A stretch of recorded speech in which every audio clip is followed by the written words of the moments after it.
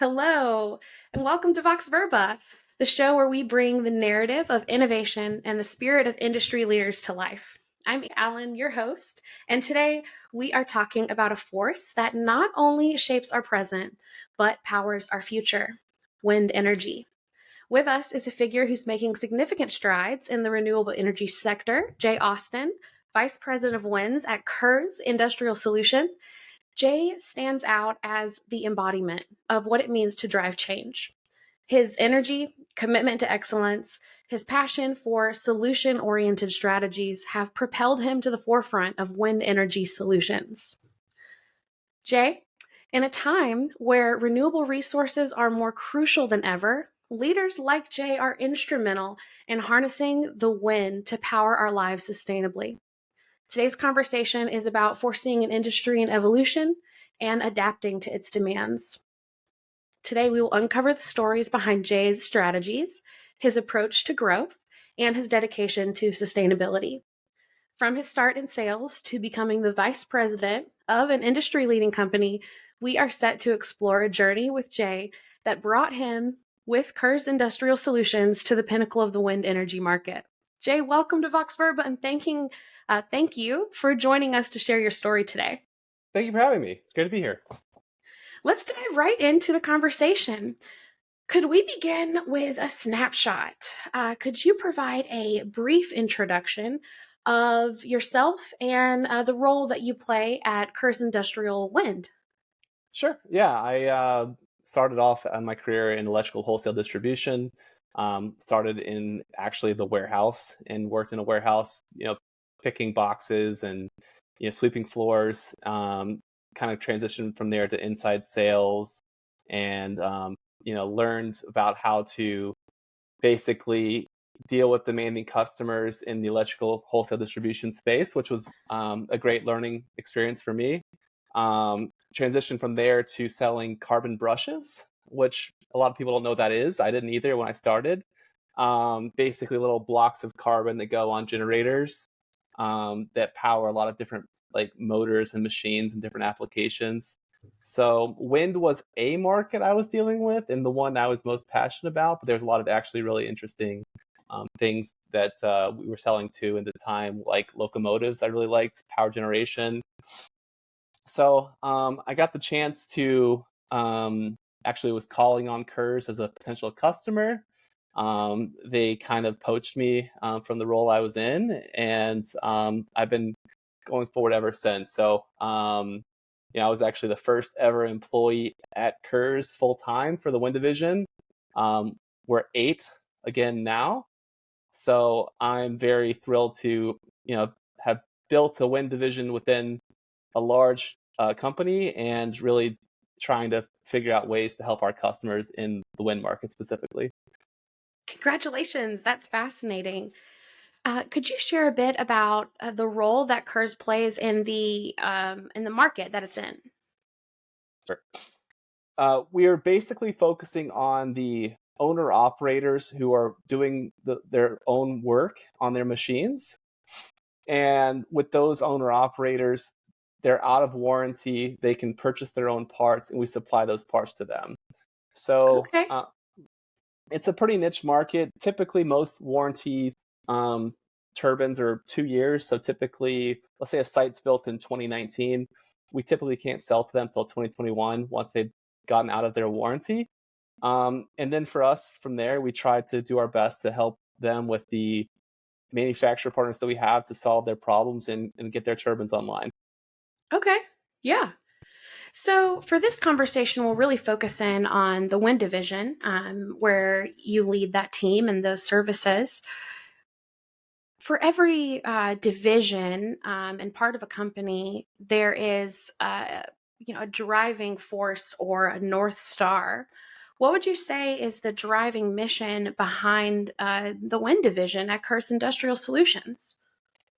Our number one core value is build trusted relationships, and that goes in all directions. First, with each other, with our teammates, trying to help each other out. Second, with our clients who depend on us to provide timely responses and to just do the things we say we're going to do. And third, to our manufacturing partners So if we're, customer centric, if we take ownership, um, and we build trusted relationships, will be great. But it's definitely something that to me really sets us apart is how, if a customer is really in a bind and we can help them out, we'll do everything in our power to help them out and get their turbines back online. I love that. Being customer centric and being able to focus on what they need as what drives you can make or break a company. You did mention this, that that's what sets you guys apart. Are there other things, or would you like to go deeper into how that might set you guys apart? We try very hard to understand like the things that we sell, which basically means a lot of training from different suppliers, taking lessons from the manufacturers that we deal with, and providing recommendations and solutions for our clients. So it starts off going downstream. Sometimes the manufacturer has some inside information based on their pre-existing relationships with the turbine manufacturers or even the owner operators directly. And then after a while, it goes back the other way, where we go to customers, we ask their feedback, and then take that information to manufacturers that help build solutions for them specifically. So in general, we're kind of the conduit between manufacturers and end users who are operating machinery. And I think with our nationwide scope and diversity in the turbines that we deal with and the customers that we work with, both, I guess, in a lot of different ways with procurement, with engineering, with site managers, with lead techs, with procurement people. I say procurement twice. Um, we basically help all these companies work together and create a cohesive package for them. That's awesome. This you did mention this before, but I'm curious. Who would you say is the most impacted by your work? Who finds the most value in what you guys have to offer? There's a lot of shifts that are happening in the industry in terms of the machineries changing. I mean, there's a lot of new technicians in the space that are being asked to lead machines. I mean, wind turbine technician is like one of the fastest growing jobs in the United States. So having knowledgeable, qualified technicians is a huge challenge for these owner operators in the wind space. So I think the companies that are self-operating their machinery, and especially technicians who are transitioning from to site managers, those are the ones I think get the most value because we can really Mm. utilize our experience and help them with other customers. Like there's only really in the United States at this point 4 major turbine OEMs that manufacture the machines, and we can utilize our expertise by dealing with different clients to help create solutions for other clients that maybe aren't as familiar with the machinery as another end user might be. That kind of falls into this next question. Um, can you help me understand your products or services? Any services you offer, any products people can get from you guys, and again, related to the wind conversation. Sure. Primarily, we are working with components in the nacelle and in the hubs. So in the hubs, that might be um, pitch motors, encoders, batteries, ultracapacitors, hydraulic hoses, hydraulic accumulators. In the hubs or in the nacelles themselves, that might be gearbox hoses, oils, greases, yaw components like yaw drives, yaw motors, yaw pistons, yaw pucks, hydraulic braking stations, brake pads, pitch slip rings, generator brushes, generator slip rings. So there's quite a bit. Typically, I guess my mentality is that there's something that we can find that can help a customer out. It's just understanding what their needs are in order to create that offering that most benefits them. Everyone has different philosophies on what they think is best, and we're not trying to sell anyone something they don't need. We're trying to help them with what they need by giving them exactly what they're after. In your time, have you guys developed any complementary or secondary services that, maybe have come up or have been innovations based on what the marketplace has needed? A couple years ago, we worked with a company to build pitch motors that were at the time much better than what was being offered. Um, and that was a really huge market for us that we helped solve problems and create a upgraded solution on that. We also saw in a lot of situations the standard batteries that were on towers were not really designed for a wind turbine. They were not used to vibration. They were not used to extreme hot weather, extreme cold weather. The basically not being used often, like in the batteries in the wind space would be used like maybe every 2 weeks or every month, which would cause batteries to not perform when needed. So we worked with a company to develop an ultracapacitor solution that, in terms, and especially marketing it to the wind space, which we were the first company distributing ultracapacitors in the wind space. And then most recently, we had a customer in Nebraska, a very, very experienced uh, site manager, regional manager actually, who was saying the number one problem at our site was hoses. And I was like, what is a hose? Like, why do you need um, hoses? And he basically said that these hoses were failing frequently, that when they failed, they were dumping like 50 gallons of oil at the bottom of the nacelle, not out of the turbine, but at the bottom of the turbine. And that they have to replace the oil, replace the hose. They were continuing to fail. The cleanup costs were enormous. And so we've developed with our sister company, who's Motion Flow and Control Products, who's the largest Parker Hannifin distributor in North America, an upgraded hose solution. And that's something I'm really proud of. I think out of our SKUs, we have something like 800, 900 hoses now, just What a story. based on different gearboxes and hydraulics systems that we've developed so far, and we're adding to that all the time. So I'm really proud of that as a solution and a value add that we've created for the wind space specifically. And I can't tell you how many towers I've climbed or my team has climbed trying to figure out them, because the machines change. They're not the same as what they were 2-3 years ago. They change all the time, so we're having to keep up all the different variations as they get built. That's really interesting to hear the story of it. And it makes me wonder, you spoke really briefly in the beginning of our conversation about how you got here and a little bit of history behind it. But I'm curious, can you share that history story, kind of the journey of your beginning to now? Prior to my coming on, we were originally intending to get into repairs in the wind space, and we felt like that market was being well serviced by a lot of other companies. And despite our industrial division having outstanding down tower repair capabilities, we felt like it was easier for us to, and more needed, I guess, for us to pivot into the parts side.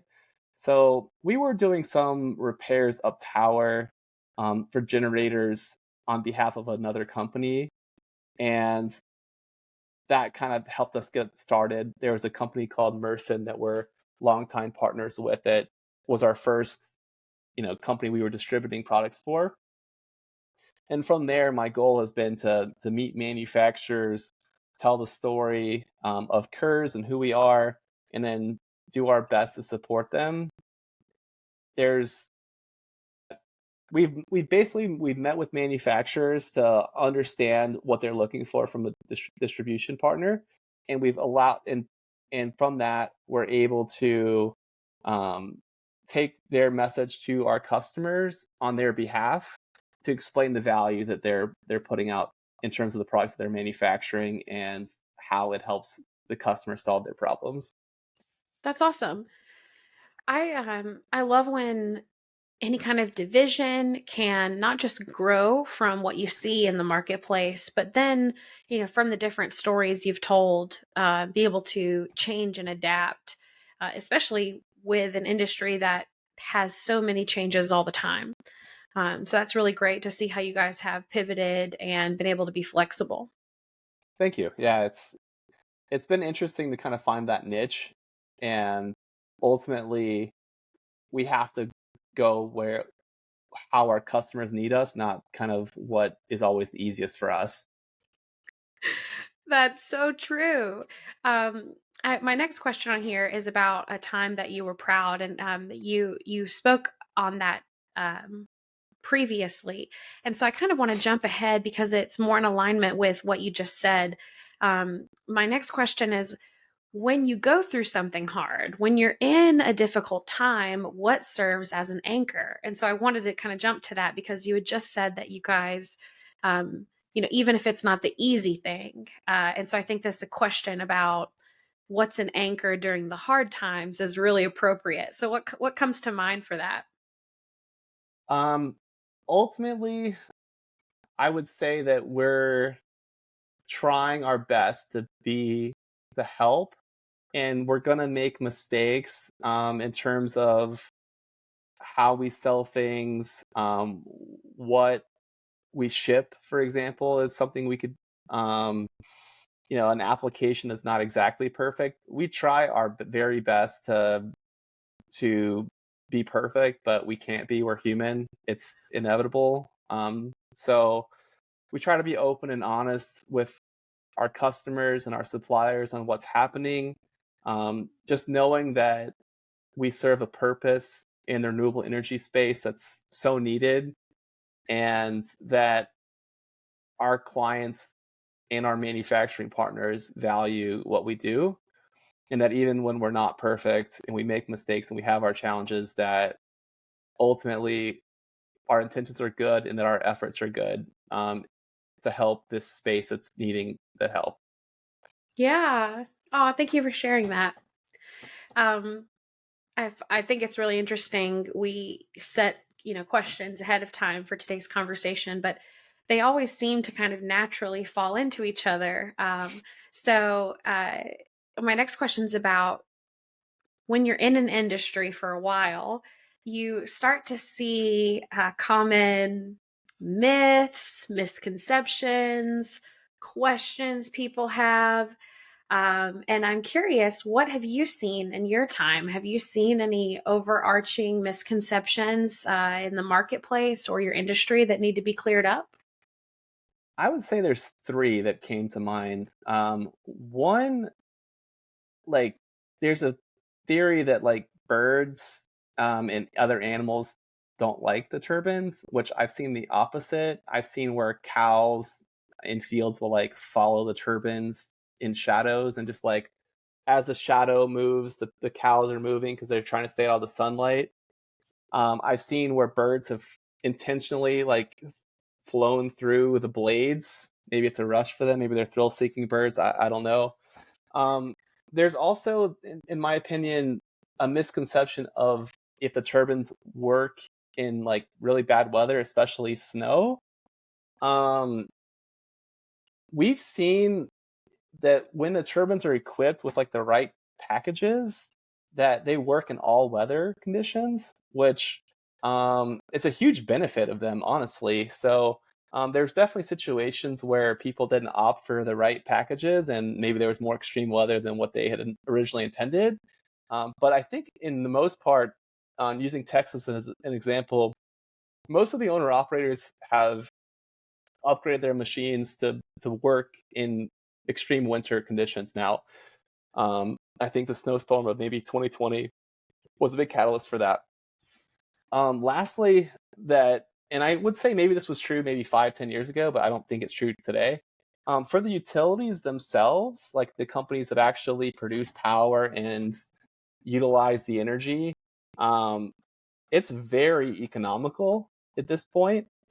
There's a conception that like it's all subsidy funded, and that renewables would not be successful without like huge government intervention. And what we're seeing now, and I've heard this from enough like companies that I feel confident to say it, is it's actually less expensive for utility to build a new wind farm or solar farm from scratch than it is to maintain an existing like coal-fired power plant. Wow. That's compelling. So it is for them a balance because it's not always windy, it's not always sunny, so they have to have a balance of sources of power to pull from. So there is still today a huge need for multiple different kinds of power to be produced. Like I'm not saying today we're not ready for full renewable energy, we're just not. But when people say that it's not self-sustaining, I would dispute that strongly at this point. It's so refreshing to hear that from someone in the industry and to see how much things have changed and grown. And now, whether something works or not can be better verified. For sure. And I think the challenge in terms of like pricing is, you know, we're trying to make these machines bigger and bigger to produce more and more power. But just making sure the quality of the machines is there and that the reliability of the machines is there is always going to be a major issue Absolutely. as the innovation is happening. As we go deeper, what would you say is the singular or most important strength of Kurz in wind division specifically? Ultimately, it's flexibility. I would say we really try to cater to like speed is the most important thing to our customers more than anything else. They need to keep these machines online. We have a big diverse network of suppliers that we work with that allow us to solve problems for our customers. And so, when you have a team that cares and the team that will go above and beyond to help our clients, that's to me a big strength. And ultimately, it's not the things that if someone says the magic words like down tower, UPS red, next day air, need ASAP, the magic code word set off alarm bells in our head and says, let's take care of this as best we can. And we can't do everything, no company can, but we'll at least get back to someone and be responsive when we get those kinds of requests. It really, being flexible and then going back to being customer centric, flexible to the needs of the customer, really kind of brings us full circle to today's conversation. As we close, is there anything that you would like to share that maybe we missed or we didn't cover today? I think we covered a lot, but I guess the market's changing. How we do things is changing. The companies that are involved, the structures, the manufacturers, the best practices of how to maintain. So we'll try our best at Kurz to be on the cutting edge of these innovations. But it's going to take continued communication among all different channels to be successful. So I'm definitely proud to be in renewable energy. I'm proud to be a representative of Kurz, and I'll always do my best to help people. That's awesome. Thank you so much, Jay. I really enjoyed today's conversation. Some things I'm kind of resonating or I'll be thinking about as we close out today is, in this will be, okay, where are we in the world? We are on episode 4. So at this point, we have had conversations about metals. We have had conversations about automations. We've had conversations about sustainability. And I really feel like wind and what we talked about today marries a lot of them, speaks to different manufacturers, OEMs, and then the key I've seen or kind of the thread between all episodes has been this major reliance on sustainability and technology. And so I'm really honored for your time and your insights today. Thank you. Kurz Wind is the brand of you guys is unique and valuable. I really enjoyed today's conversation. And in the next episode, we will be carrying forward more topics about manufacturing. We'll be hearing from more people in the industry, and we'll be following up with what we heard today with Jay and related to Kurt's brand. So thank you so much, Jay, for your time. And Thank you again. we'll see you guys on the next episode. Take care.